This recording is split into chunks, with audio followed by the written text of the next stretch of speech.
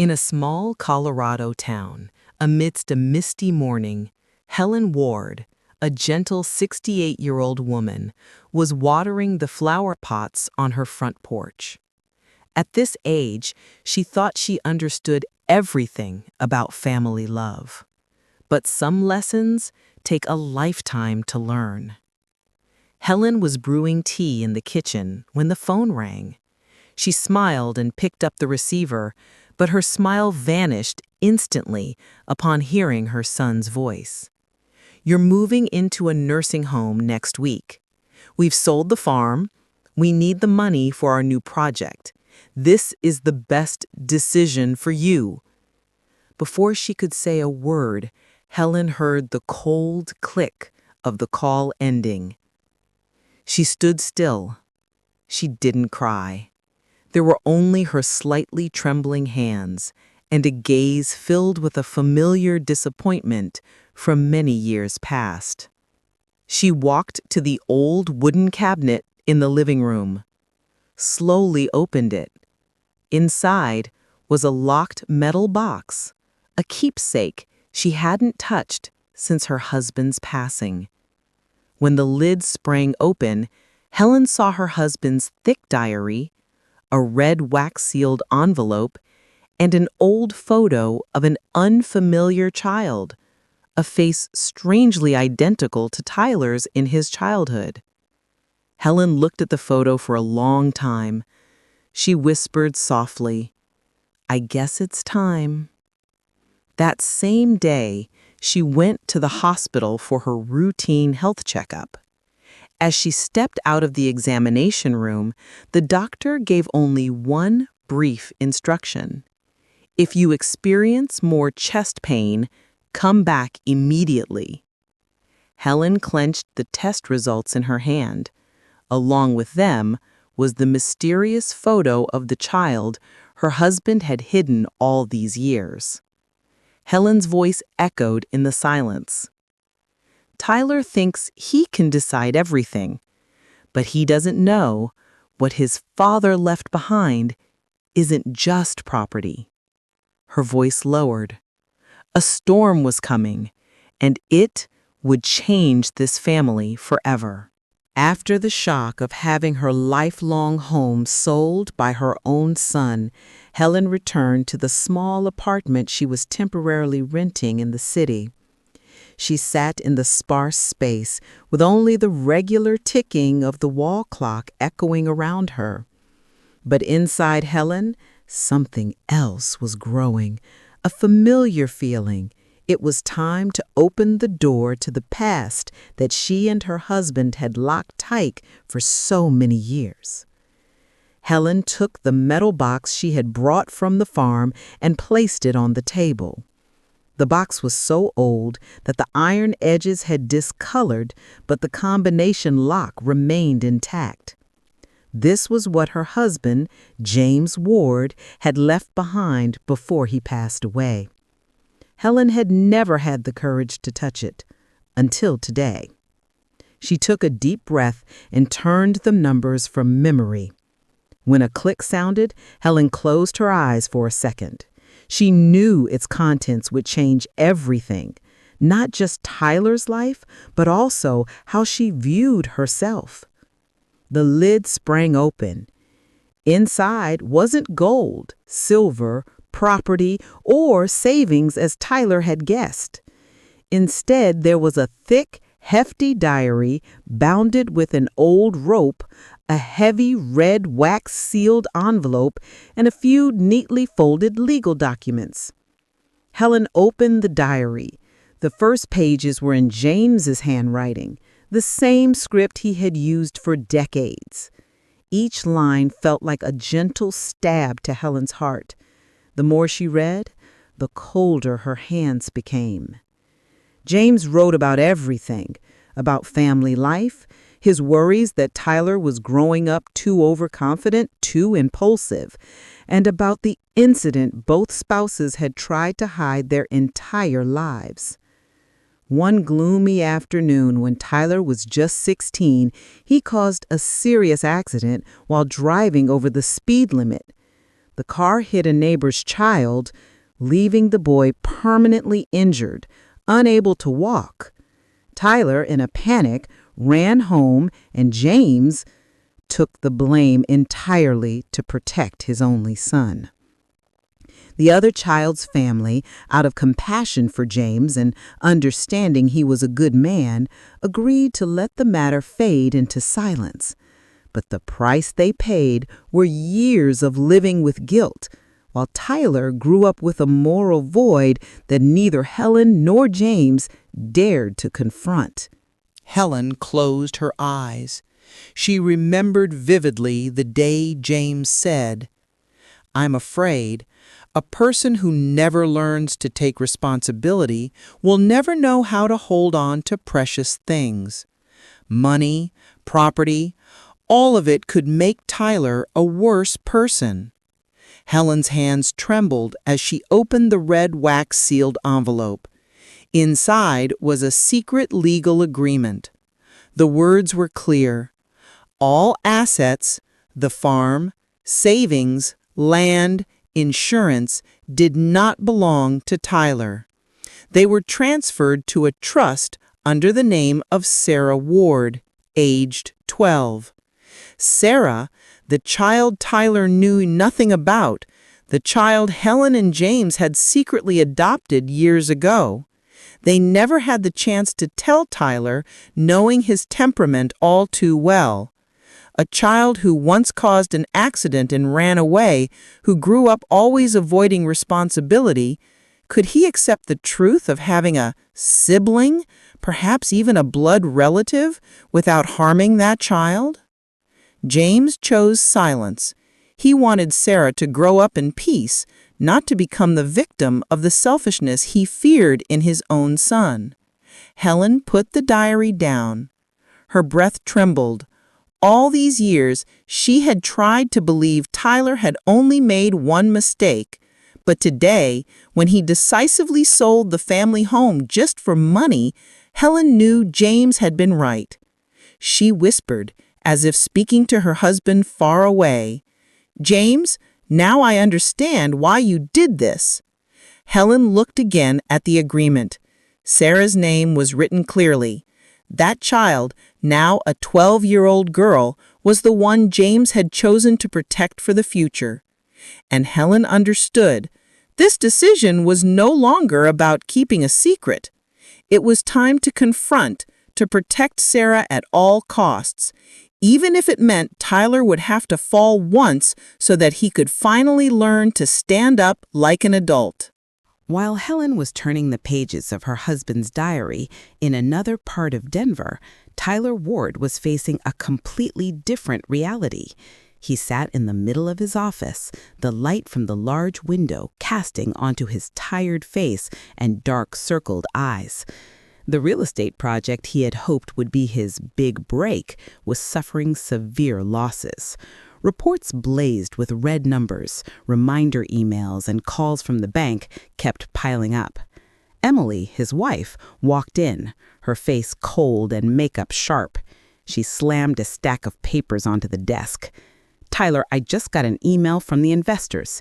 If we can't come up with $200,000 within 2 weeks, they'll pull all their funding." Tyler frowned, trying to keep his voice calm. "I know. I'm working on it." Emily crossed her arms, looking straight at her husband. "Working on it? You've been saying that for 3 months. Do you ever think about our future, or are you going to drag us both down just for your pride?" Tyler fell silent, but inside, a fear was consuming everything. Fear of failure, fear of losing it all, fear of losing Emily. And the deepest fear was confronting the weak person he had always tried to hide. Emily lowered her voice, but the calculation was evident in every word. "You said Helen signed the papers to sell the farm, right? So where is the money?" Tyler avoided his wife's gaze. "It was used to pay off part of the project's debt." Emily could no longer contain her composure. "Then where is the rest? Tyler, I'm asking you clearly. Does your mother have any other assets? Any money? Do you know if she has any untouched savings accounts?" Tyler snapped back, his voice louder. "That's my mother! Do you want me to scrape every last penny from her?" Emily shot back without hesitation.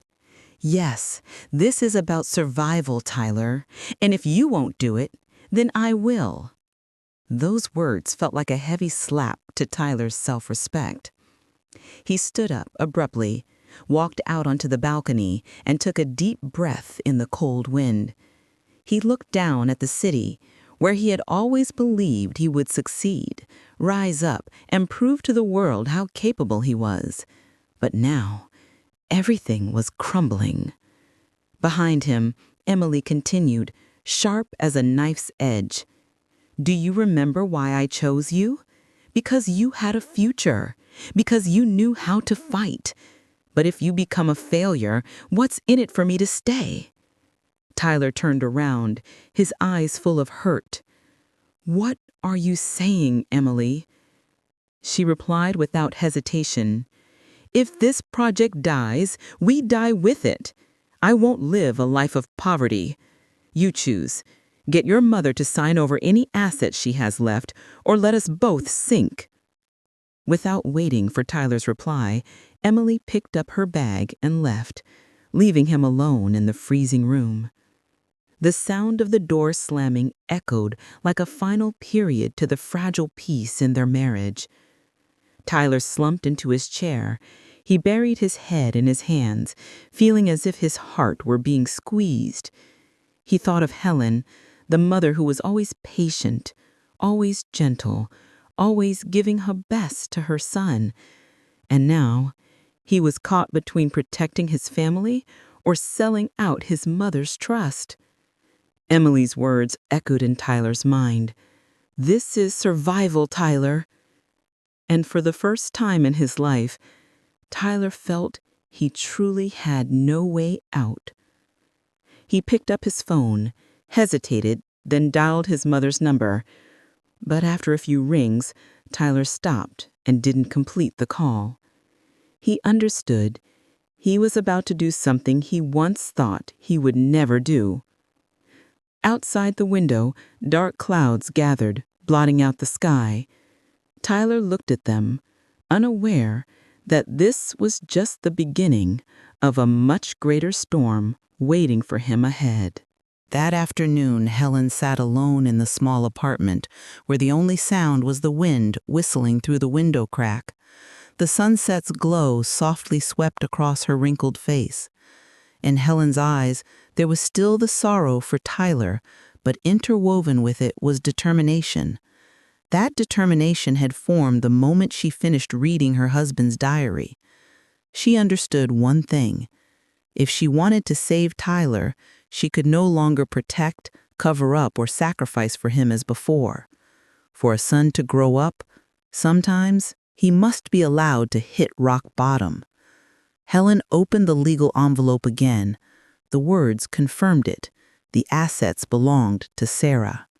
James's signature lay at the bottom of the page, strong and decisive, like a message entrusted to Helen for the years he was no longer alive.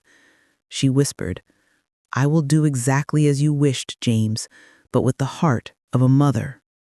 Helen's phone suddenly rang. The screen showed Marcus Grant, James's closest friend, and the family's financial advisor for decades. Helen answered the call. "Helen, I just reviewed the trust fund documents James set up. If Tyler puts on pressure, you'll need to be prepared." Helen sighed. "Tyler already called Marcus. He sold the farm, and now I'm sure he'll try to get whatever is left." Marcus was silent for a few seconds, then asked gently, "Do you plan to tell him about Sarah?" Helen looked out the window where the last light of day was fading. "Not yet. Tyler, he isn't strong enough to hear that truth yet. If he finds out he has no rights to the assets, he'll collapse immediately." Marcus's voice grew serious. "So what will you do?" Helen replied slowly but firmly, "I will leave the farm just as he wants. I'll let him think I have nothing left, and I'll let him face the consequences of putting money above family." Marcus understood. "Helen, you're choosing the hardest path." Helen smiled sadly. Being a mother was never meant to be easy. Helen began packing the rest of her belongings from the farm. A few cardboard boxes, old clothes, and some items tied to decades of memories. The ceramic vase James bought for her. The book with a singed corner because Helen once left it near the stove. The handkerchief Sarah used to wipe her face after playing in the yard. Helen stood in the middle of the living room. The empty house that Tyler thought was worthless was filled with fragments of their family's memories over 40 years. She gently stroked the wooden wall. You don't know. Everything you sold was once the heart of this home. That evening, Helen moved her luggage to the newly rented small apartment. White painted walls, bright wooden floors, but it felt empty and cold. Still, she did not complain. She knew this was the first step for Tyler to learn the life lesson he had avoided for too long. The next day, Helen met Marcus at a small cafe. They sat at a quiet corner table. Marcus pulled out a thin folder. This is the plan James laid out. If you wish to proceed, I will assist. Helen turned the pages. Inside were not just legal clauses, but also handwritten notes from James. Tyler must learn to take responsibility. We must not give him anything he is not mature enough to hold on to. Helen read it, her heart quieting. Marcus said, I have a suggestion. You should make your move public. Don't let Tyler know you still have the secondary account James set up for Sarah. Let him believe you truly have nothing left. When he can no longer rely on money, his true nature will show, and that's when you'll know what to do next. Helen thought for a moment, then nodded. All right, but you must help me protect Sarah, absolutely. She cannot be dragged into Tyler's turmoil. Marcus smiled softly. We've spent our lives protecting her, haven't we? Helen smiled back. Yes, we have. In the days that followed, Helen began participating in community activities, meetings for elderly women facing financial abuse, talks on property rights, and mental health support groups. She listened to the bitter stories of mothers who endured children treating them as endless sources of money. One evening, after hearing a woman sob about her son who forced her to sign loan papers, Helen stood still in the parking lot, her eyes brimming with tears. She realized something important. If she didn't break this cycle, Tyler would never change. Helen decided she would act, not for revenge, but to save her own son, in the way James had long hoped she would. When she returned to her apartment, her phone buzzed with a message from Tyler. Mom, I'll come see you tomorrow. We need to talk. She read it and sighed softly. My son, I know what you are about to do, and I am ready. In the darkness of the room, Helen stood alone, but her face showed clear resolve. The battle to save Tyler, not with money, but with a lesson, had just begun. The next morning, Tyler left his luxurious apartment with a heavy heart. He hadn't slept all night. The dense red numbers in the financial reports, the lender's threats, and the engulfing crisis made his head spin. But what made him most restless was the meeting with his mother. He drove to Helen's new apartment in confusion. For the first time in his life, Tyler felt ashamed to face his mother, the person he had always seen as his safe harbor to rely on whenever he stumbled. Helen opened the door. She didn't blame him, didn't ask questions, just smiled softly and invited her son in. That warmth made Tyler feel a tightness in his chest. He sat down, wiped the sweat from his brow, and stammered. I'm in a bit of trouble. The investors are pressuring me about the project timeline.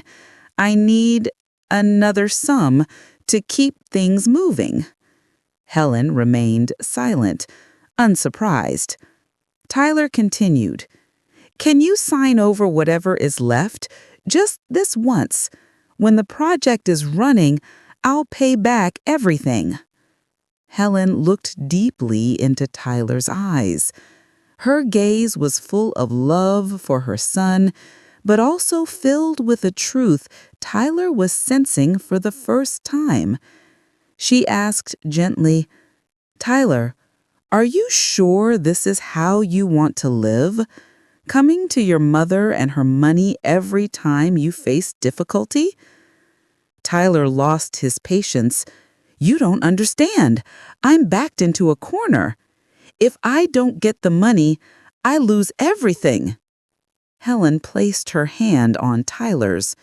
"My son, sometimes losing everything is the chance to find yourself again." Tyler pulled his hand back, annoyed. He stood up and grabbed his jacket. "I don't need philosophical speeches. I need money. Are you giving it to me or not?" Helen sighed. "I can't. I have nothing left to give you." Tyler was stunned. "Nothing? Are you lying to me, or are you hiding it?" He looked around the small, minimalist, old apartment. "This is where you chose to live, after selling the farm?" Helen nodded. "Yes, this is the life I've chosen." Tyler said bitterly, "Are you doing this to teach me a lesson? To make me feel guilty? Do you want to punish me?" Helen shook her head. "No, son, I'm letting you take responsibility." Those words hit Tyler like a slap, leaving him speechless. He said nothing more and left, slamming the door so hard the wall shook. Tyler returned to his company, impulsive and furious. But upon entering his office, he immediately sensed something was wrong. Employees avoided his gaze. The accountant stepped aside. His assistant placed a stack of papers on his desk. "Mr. Tyler, this is a notice from the bank." Tyler flipped through the stack. It was an account freeze order, a debt repayment demand, and a notice of personal asset seizure if he failed to pay on time. Tyler's heart pounded. "No, this can't be." The assistant spoke softly, almost trembling. "The investors pulled their funding this morning. They said the project risk was too high." Tyler let out a hollow laugh, his eyes bloodshot. Pulled funding now? But that was just the beginning. About 10 minutes later, his phone rang. Emily's face appeared on the screen. Tyler sighed and answered, "Emily, I need you. Everything is collapsing." Emily cut him off. "I know everything, and I can't stay with a failure. I need a future, not a sinking pit." Tyler was stunned. "What are you saying?" Emily's voice was cold as steel. "I'm filing for divorce. I've taken back what's mine. Good luck." She hung up. Tyler stood frozen. His entire world seemed to crash down on his shoulders in an instant. That evening, Tyler drove around aimlessly for hours. He drank a few beers, but decided not to get drunk. He wanted to feel all of this pain. No hiding, no running away. A feeling he had never allowed himself to confront. Finally, Tyler arrived in front of his mother's apartment, standing outside the door. But he didn't knock. He sat down on the doorstep, holding his head. For the first time in many years, Tyler cried. Not because he lost money, not because of failure, but because he realized his mother had been right. He didn't know how to take responsibility for anything, and now he was paying the price. And the cold night, Tyler whispered through his tears, "Mom, I'm sorry." But Helen didn't hear him. Tyler stood up and turned back into the darkness, carrying the pain he had created himself. An old chapter of Tyler's life had officially closed, and the new chapter, the most difficult one, had only just begun. 3 days after his life fell into the abyss, Tyler seemed like a different person. Gone was the expensive suit, the shiny sports car, the overly confident gaze he once carried. He quietly went to the community support center, which was temporarily hiring for manual labor jobs, the only work Tyler could apply for while everything was frozen. He took a deep breath, walked in, and bowed his head to sign the application form. The manager said only one short sentence: "The work is very hard. If you can handle it, you're hired." Tyler nodded. "I can handle it." His first shift involved cleaning warehouses, moving boxes, and sorting charity donations. Within just 2 hours, his back ached, his hands were blistered, and he was drenched in sweat. But Tyler didn't complain once. He knew this was the price to pay for years of living in delusion and selfishness. While carrying a large box of books, Tyler heard the sound of children's laughter coming from the activity room behind him. He glanced over and was puzzled to see a little girl with a brown ponytail busily arranging toys. Marcus was standing next to the little girl, bending down to adjust her collar. Tyler approached hesitantly. "Hello, Uncle. And this little girl is—" Marcus turned around and smiled. "Ah, Tyler, you're just in time. This is Sarah Ward." Tyler was startled. "Ward? The same surname as me?" Marcus nodded. "Yes, an interesting coincidence, isn't it?" Tyler smiled slightly, though he felt a little confused. He bent down and spoke to the girl. "Hello, I'm Tyler." Sarah looked at him with clear eyes, then tilted her head. "I know you. I've heard Grandma Helen talk about you many times." Tyler froze, his heart beat faster. "Grandma? What did she say about me?" Sarah looked at him very sincerely. "She said you used to be a good person, a very good person. You just forgot how good you used to be." A simple sentence that struck right at the softest, most vulnerable part of Tyler. He couldn't hold back his emotions. His chest felt tight. It took him a few seconds to speak. "Do you think I can become like that again?" Sarah nodded immediately, without hesitation. "Yes, I think anyone can become good again, if they want to." Tyler let out a pained laugh, his eyes glistening. "Thank you, Sarah. I'm trying." Marcus stood watching them, his gaze warm but also thoughtful. He spoke up. "Tyler, it's good that you're working here temporarily. It helps you see life from a different angle." Tyler nodded. I feel lighter. Even though it's hard, at least I feel like I'm doing something truly useful." Marcus placed a hand on Tyler's shoulder. "Tyler, when a person hits rock bottom, there are only 2 choices: sink forever or rise up. You're rising, Tyler." Those words almost made Tyler burst into tears. He took a deep breath, trying to stay calm. "Uncle Marcus, I was so wrong. I treated Mom terribly. I let money blind me.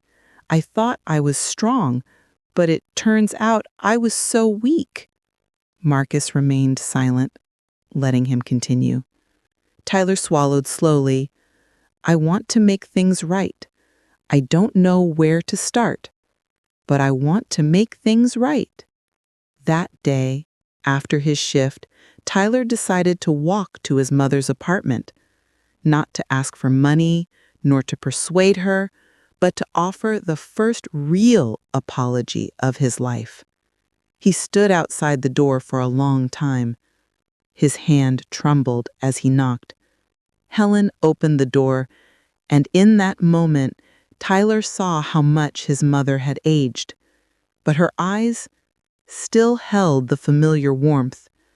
"Tyler, you came." Tyler choked up. "Mom, I want to apologize to you for everything. I hurt you. I was wrong, so wrong." Helen looked at her son, the once arrogant man, now trembling like a child, and her heart ached. She gently placed her hand on his cheek. "My son, I've been waiting a long time to hear this." Tyler broke down crying, leaning his head on his mother's shoulder. "I have nothing left, Mom, but I want to start over. Will you give me a chance?" Helen held her son, her tears falling onto his shoulder. "I always wanted to give you a chance, but you have to walk on your own 2 feet for the first time in your life."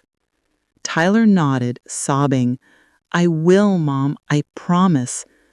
Helen smiled, seeing Tyler truly humble, truly stripped bare, truly alive for the first time in years.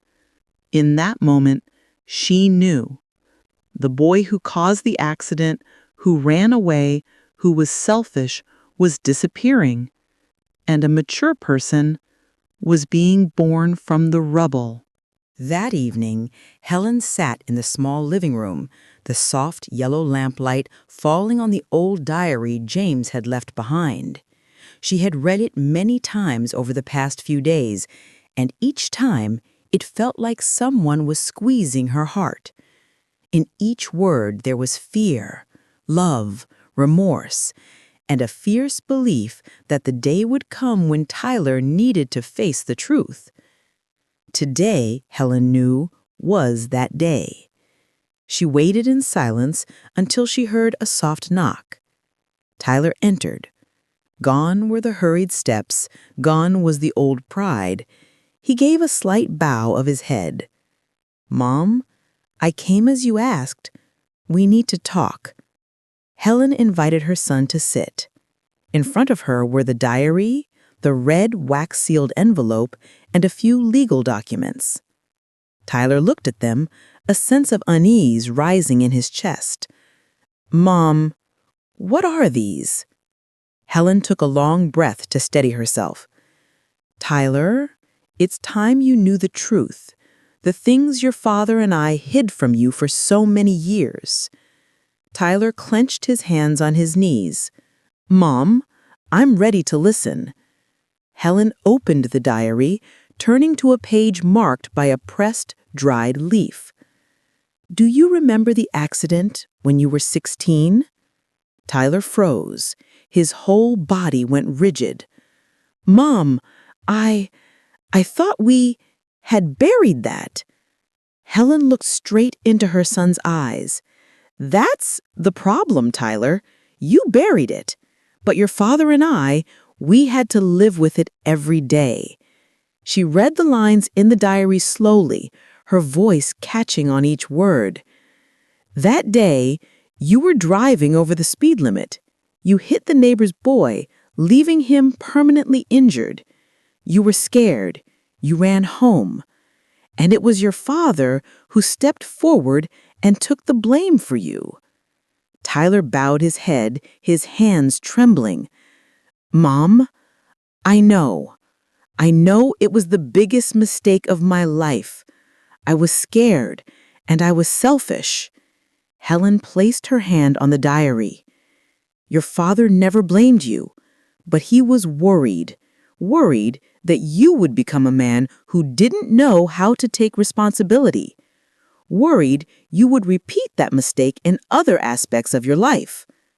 Tyler swallowed, sweat beading on his skin. "Mom, what are you trying to say?" Helen pushed the red wax-sealed envelope toward her son. "This is the legal agreement your father drew up when you turned 18. The family assets, the farm, the savings.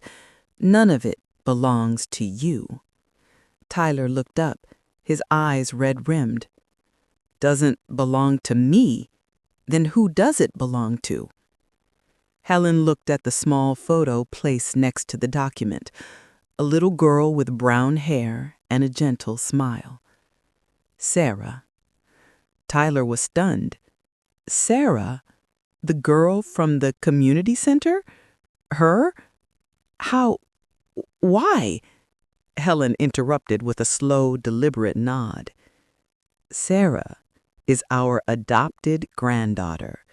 Your father and I adopted her when she was 2 years old because your father knew, in the future, if you didn't change, she might be the only one who could preserve what this family holds dear. Tyler recoiled, as if struck in the chest.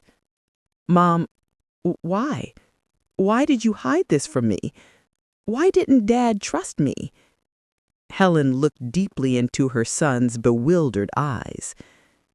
It wasn't that Dad didn't trust you. It was because he knew you weren't ready. A person who has never taken responsibility for their mistakes cannot manage an inheritance. Tyler bit his lip, tears streaming down his face before he could wipe them away. So, do you trust me, Mom? Helen smiled, a sad smile. If I didn't trust you, I wouldn't be giving you this chance. You fell, and I let you fall.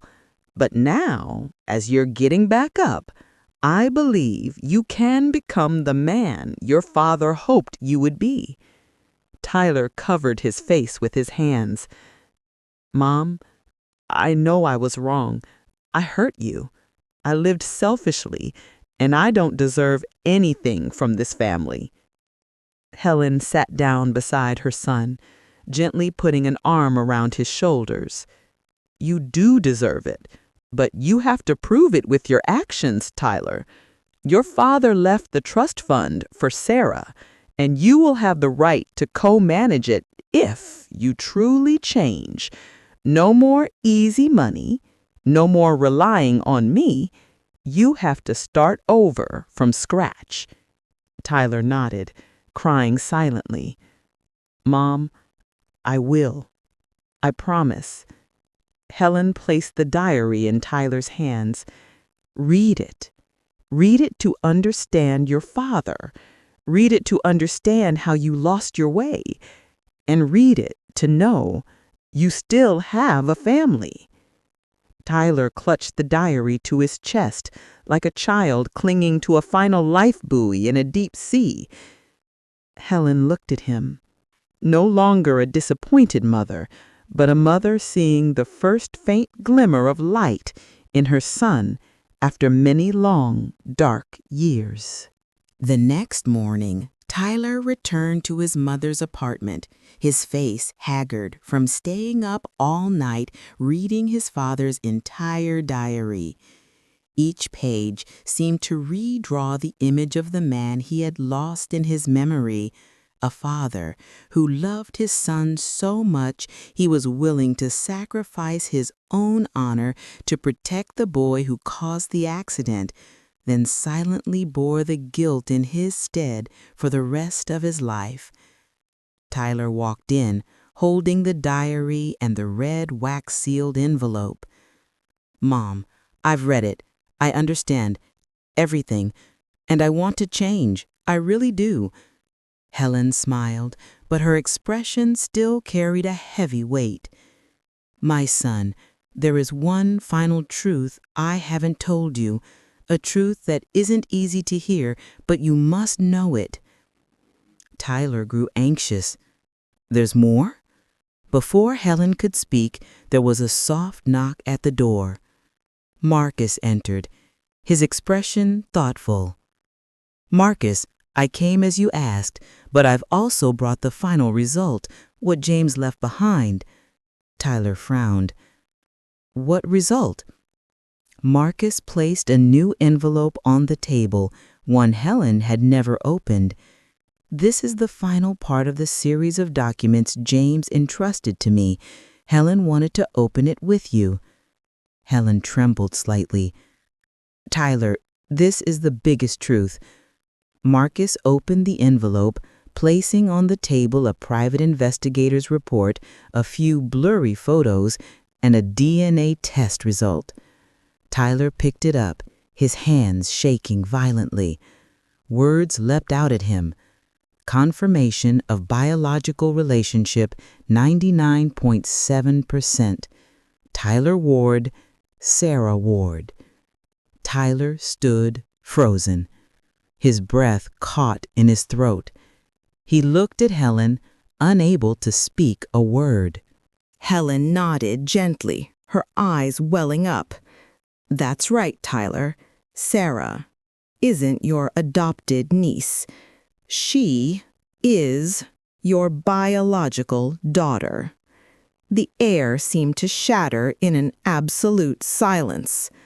Mom, no, it can't be. Helen squeezed her son's hand. Sarah is the result of a relationship you had in college. Your father and I only found out when she was 2.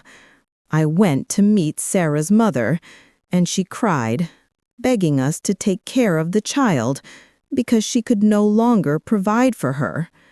Tyler nearly collapsed. Mom, why didn't you tell me? Why did you and Dad hide something so huge from me?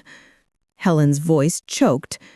Because you were too young then, too impulsive, too irresponsible, and Sarah needed a peaceful home. You, back then, couldn't give her that. But Marcus continued, his voice deeper and more grave. But that's not the worst part. Tyler spun around. What could be worse than that? Marcus placed an investigation file on the table. Emily, your wife, didn't just leave you for money. Tyler was stunned. Marcus continued. She knew about the accident you had at 16, and she conspired with the very woman whose son was injured all those years ago. They planned to use that secret to blackmail your family. Helen closed her eyes in pain. We suspected for a long time, but only now have we gathered full proof. Tyler felt as if all the air had been sucked from his lungs. No, Emily couldn't have. But the evidence before him left him nothing to cling to. The image of Emily coldly declaring divorce, abandoning him in his darkest hour, now became painfully clear. She had never loved him. She only loved the secret she could use to bind him. Tyler slumped to the floor, holding his head, and sobbed like a child. Why? Why did everyone know, except me? Helen held her son tightly. Because I only wanted to protect you. But perhaps by protecting you too much, you became the person you are today. Tyler cried in his mother's arms for a long time. When he finally looked up, his eyes were red, but his gaze was entirely different. Mom, I want to meet Sarah. I want to apologize to her. I want to be her father, for real. Helen smiled, a sad but hopeful smile. That is exactly what your father hoped for, Tyler. He believed one day you would mature, not when you had money, but when you learned to love someone more than yourself. A few months later, Tyler moved to live near Helen's apartment, worked at the community center, and spent time with Sarah every day. The little girl gradually started calling him Dad, something that made Tyler cry every time he heard it. Helen established the Helen Ward Foundation, supporting women facing financial abuse, with Marcus and Tyler helping to run it. Tyler was no longer wealthy, no longer glamorous, but for the first time in his life, he was truly living. On a late year afternoon, Tyler held Sarah on the porch, watching the sunset wash over the Colorado mountains. Helen stood behind them, a peaceful smile on her face. Helen's voice echoed in recollection. To save a person, sometimes you have to let them fall. And only when they get up on their own do they truly change. A gentle breeze blew. Sarah held Tyler's hand. For the first time, he felt he was on the right path, the one his father and mother had spent their whole lives hoping he would find. An imperfect family, but a family that knows how to love and how to heal. The end.